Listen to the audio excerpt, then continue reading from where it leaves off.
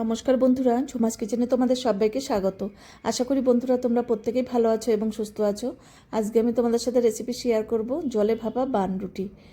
দেখো কতটা সফট আর নরম, কতটা ফুলেছে। দেখো বানগুলো একদম মানে বার্গারের বানের মতন হয়েছে। এবার দেখো এখানে নিলাম আমি ময়দা।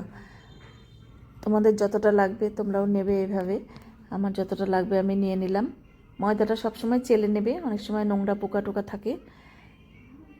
এবার একটু নুন দিলাম। এবার 2 চামচ চিনি দিলাম। তোমরা চাইলে চিনিটা একটু বাড়িয়েও দিতে পারো, মিষ্টি মিষ্টি হবে। আর এখানে দিলাম আমুল দুধ 2 চামচ। দুধ দিলে দেখবে টেস্টটা খুবই ভালো হবে বনরুটির। এবার ড্রাই ইস্ট নিয়েছি, এখানে 1 চামচ দিয়ে দেব ইস্ট।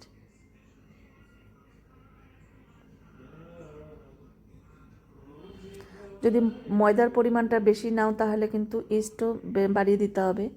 আর এখানে উষ্ণ গরম জল নিয়েছি, যাতে আঙ্গুল দিলে সহ্য করা যায় সেরকম অবস্থায় রাখতে হবে। আর খুব বেশি গরম জল দিলে কিন্তু ভালো হবে না বানগুলো।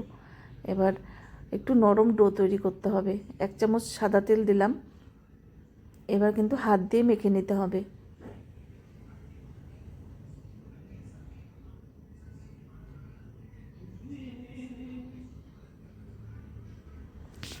আর এই ডোটা কিন্তু খুব সফট করে আর একটু সময় নিয়ে মাখতে হবে, তাহলে বনরুটিগুলো খুব নরম সফট তুলতুলে হবে।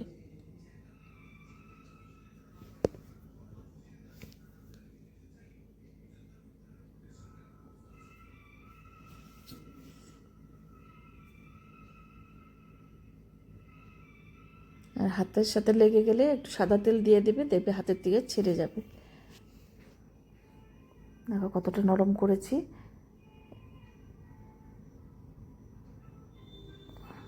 এবার এটা ঢেকে 1/2 ঘন্টা রেস্টে রাখবো।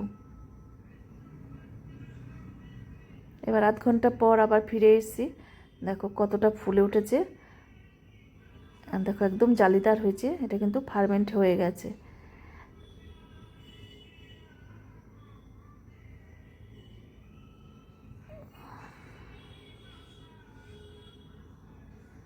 এবার টেস্ট বাড়ানোর জন্য অল্প ঘি দিয়ে দিলাম। ঘি দিয়ে আবারও ভালো করে এটা মেখে নেব।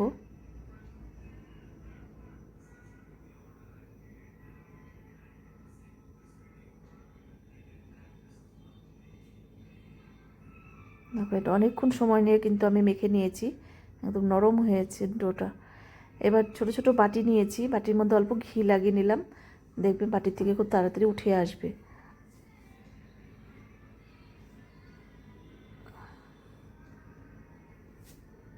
এবার একটা লেচি কেটে নিলাম। এবার ভালো করে এটা গোল করে এবার বাটির মধ্যে বসিয়ে দেব।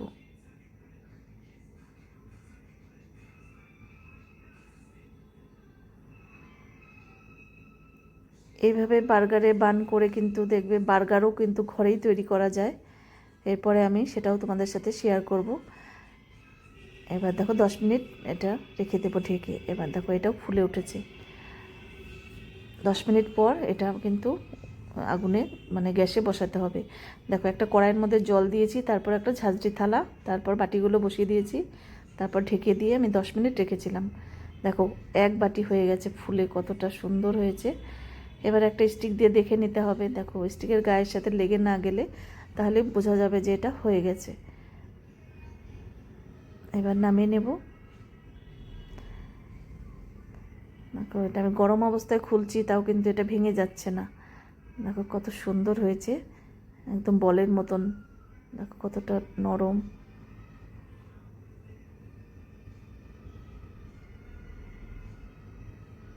তোমাদের যদি রেসিপি ভালো লাগে অবশ্যই একবার হলেও ট্রাই করতে পারো।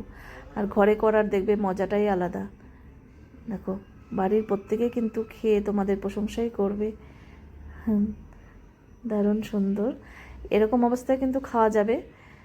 আর কিন্তু আমি টেস্ট বাড়ানোর জন্য দেখতেও সুন্দর লাগবে আর একটু কাজ আছে। দেখো এবার তড়কা প্যানে মানে অল্প বাটার দিলাম আর একটু সাদা তিল কিংবা কালো তিল, বার্গারে কিন্তু দেখবে 2 রকম তিল দেওয়া থাকে, দেখতেও সুন্দর লাগে। এবার একটু উল্টিয়ে এটা দিয়ে দিলাম। তোমরা যদি সুন্দর সুন্দর রেসিপি পেতে চাও আমার ইউটিউব চ্যানেলটি অবশ্যই সাবস্ক্রাইব করে রেখো। আর যদি ফেসবুক থেকে দেখো পেজটিকে ফলো করো, তাহলে আমি যখনই যা নিত্য নতুন ভিডিও আপলোড করব নোটিফিকেশন তোমাদের কাছে সঙ্গে সঙ্গে পৌঁছে যাবে। দেখো কত সুন্দর একদম বার্গারের বানের মতন লাগছে। দেখো বন্ধুরা, তোমাদের কাছে কেমন লাগলো অবশ্যই জানিও কমেন্টে। দেখো এবার নামিয়ে নেব। এবার আর একটা করে নিচ্ছি। বাটার দিলাম অল্প, এবার দিলাম একটু তিল, সাদা তিল। এবার একটা বান দিয়ে দিলাম।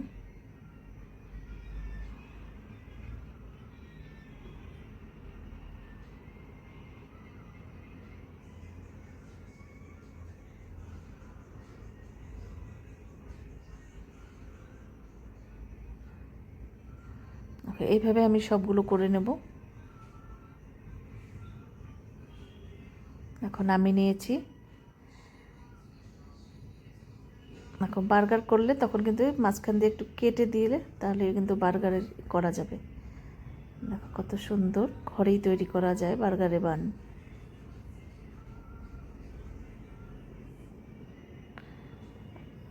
আজকে তাহলে আমি এখানেই রাখছি। টাটা বন্ধুরা।